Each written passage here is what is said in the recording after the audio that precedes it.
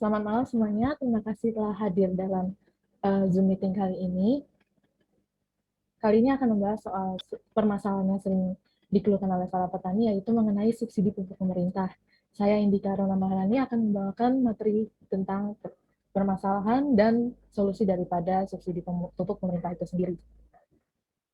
Saya akan membahas yang pertama, apa itu pupuk bersubsidi, kemudian syarat untuk mendapatkan pupuk bersubsidi itu sendiri, kemudian ada langkah-langkahnya di mana untuk mendapat kartu tani dan membeli pupuk bersubsidi menggunakan kartu tani itu sendiri, kemudian ada kesimpulan. Yang pertama, pupuk bersubsidi. Apa itu pupuk bersubsidi? Pupuk bersubsidi adalah barang dalam pengawasan yang pengadaan dan penyalurannya mendapat subsidi dari pemerintah untuk kebutuhan para petani.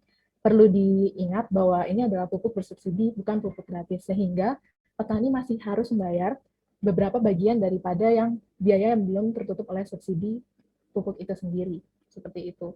Kemudian untuk apa diadakan subsidi pupuk ini? Itu adalah salah satu langkah pemerintah untuk membantu petani dalam mempertahankan ketahanan pangan dan menghasilkan hasil panen yang maksimal.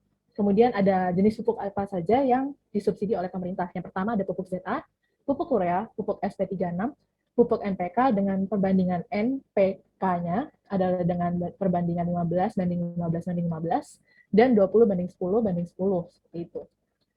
Yang kedua, syarat mendapat pupuk bersubsidi. Syarat utamanya adalah seperti yang disampaikan oleh Peraturan Menteri Pertanian atau Permentan Nomor 49 tahun 2020, pupuk bersubsidi diperuntukkan bagi petani yang telah bergabung dalam kelompok tani yang menyusun elektronik rencana definitif kebutuhan kelompok atau yang biasa disebut dengan ERDKK. Kemudian syarat kedua adalah memiliki kartu tani. Nah, bagaimana cara membuat kartu tani akan dibahas setelah ini. Untuk membuat kartu tani, yang pertama yang pasti harus memiliki EKTP, tercatat sebagai warga negara Indonesia, kemudian sudah mengisi ERDKK tadi, dan melakukan usaha tani sesuai dengan kelompok usaha tani yang tercatat di ERDKK tadi. Setelah itu akan menunggu verifikasi dari pusat, dan pusat akan mengirim petugas penyuluh lapangan atau PPL untuk memverifikasi data ke lapangan. Jadi untuk memverifikasi apakah benar sesuai komoditas apa yang ditanam, luas lahannya, dan sebagainya. Dan di situ mereka akan melihat kualitas lahan, kemudian hasil produksi, apakah maksimal atau tidak. Itu kemudian mereka akan menentukan jenis pupuk dan dosisnya yang sesuai. Setelah mereka menentukan dosis-dosisnya, mereka akan menyerahkan data tersebut ke pusat, kemudian para petani tinggal menunggu hasil, dan apabila datanya sudah sesuai dan memenuhi persyaratan perbankan, maka kartu tani itu akan diterbitkan. Nah, bagaimana cara membeli pupuk bersubsidi dengan kartu tani? Itu cukup mudah, di mana para petani tinggal membawa kartu taninya yang masih aktif dan memiliki kuota subsidi pupuk ke kios-kios yang sudah dipilih oleh pemerintah, di mana kios-kios resmi itu akan melayani petani yang akan membeli pupuk bersubsidi, seperti itu. Nah, untuk tahu cara apakah kartu tani aktif atau tidak, apakah bisa digunakan atau tidak, atau apakah masih memiliki kuota pupuk, dapat disaksikan melalui video berikut.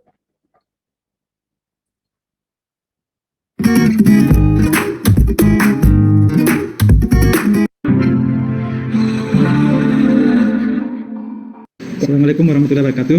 Kita akan menjelaskan apa itu kartu tani. Kartu tani merupakan kartu elektronik multifungsi yang dikeluarkan perbankan berisi data petani penerima bantuan pupuk bersubsidi. Nah, kegunaan kartu tani yaitu sebagai alat transaksi pupuk bersubsidi, juga sebagai alat penyimpanan uang, kemudian bisa juga dimanfaatkan untuk meminjam uang atau kredit usaha rakyat atau KUR. Berdasarkan pernyataan tadi, kita dapat menarik kesimpulan bahwa kartu tani yang telah dinyatakan aktif atau berfungsi sebagai kartu tani itu, yaitu yang pertama, harus dapat berguna sebagai alat transaksi perbankan seperti kartu ATM, baik itu melakukan penyimpanan dan transaksi perbankan lainnya. Yang kedua, kartu tani ini karena berisikan data pupuk subsidi, maka kartu tersebut harus dapat digunakan pada mesin edisi yang terdapat pada KPL ataupun pengecer pupuk bersubsidi. Yang ketiga, kartu tersebut pada mesin edisi melakukan cek kuota dan transaksi penebusan pupuk bersubsidi. Jadi itulah 3 hal yang wajib kartu tani dikategorikan kartu tani tersebut dapat dimanfaatkan oleh petani sesuai fungsinya. Secara umum, untuk kategori pertama, biasanya kartu tani tersebut pada saat diserahkan dari pihak bank, secara otomatis kartu tersebut sudah dapat digunakan sebagai transaksi perbankan, baik itu melakukan penyimpanan maupun store tunai. Tinggal bagaimana memastikan kartu tani tersebut dapat digunakan sebagai alat transaksi dalam penebusan pupuk bersubsidi pada mesin edisi di KPL. Dan bagaimana langkah-langkahnya? Berikut yang harus dilakukan petani. Langkah yang pertama, petani ke kios pupuk bersubsidi di mana petani tersebut terdaftar dengan membawa kartu tani, buku rekening, dan data KTP untuk dilakukan pengecekan pada mesin edisi. Apakah sudah aktif, dapat dilakukan pengecekan kuota maupun transaksi. Apabila pada mesin edisi kartu tani tidak terbaca, maka langkah selanjutnya adalah mendatangi BPP untuk dilakukan pengecekan pada aplikasi Simpi. Menggunakan kartu tak, jadi kita cek kartu tak di BPP apa masalah sebenarnya. Nanti cek kartu tak harus.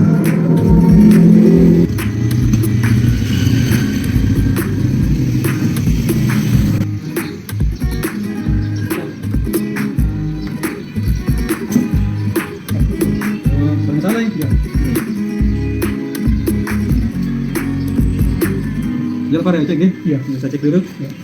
Petugas admin di BPP akan mengecek permasalahan kartu pada aplikasi Simpi. Apakah dapat diselesaikan di tingkat BPP ataukah harus ke unit BRI terdekat? Saya sudah cek di komputer ID, ini nomor kartu kita beda dengan yang di komputer. Jadi kalau bisa kita ke BRI langsung cek di sana. Karena pada kasus ini, kartu tani hanya dapat diselesaikan oleh kantor unit, langkah selanjutnya petani mengunjungi kantor unit terdekat.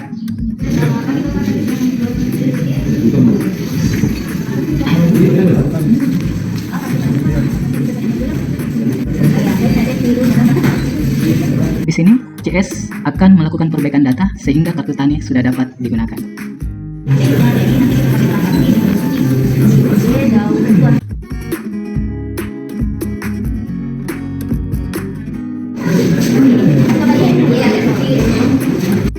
Untuk memastikan apakah kartu tani sudah dapat digunakan, petani dapat kembali ke kios untuk melakukan pengecekan kembali.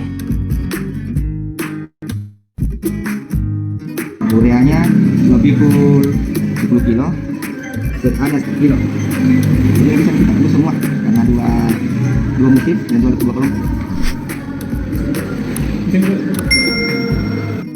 Baik, sahabat Aura Berbagi, itulah langkah-langkah yang harus dilakukan petani dalam rangka bagaimana melakukan pengecekan apakah kartu tani